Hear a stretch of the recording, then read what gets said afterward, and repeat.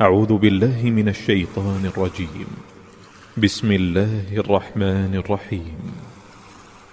سبح اسم ربك الأعلى الذي خلق فسوى والذي قدر فهدى والذي أخرج المرعى فجعله غثاء أحوى سنقرئك فلا تنسى إلا ما شاء الله إنه يعلم الجهر وما يخفى ونيسرك لليسرى فذكر إن نفعت الذكرى سيذكر من يخشى ويتجنبها الأشقى الذي يصلى النار الكبرى ثم لا يموت فيها ولا يحيا قد أفلح من تزكى وذكر اسم ربه فصلى بل تؤثرون الحياة الدنيا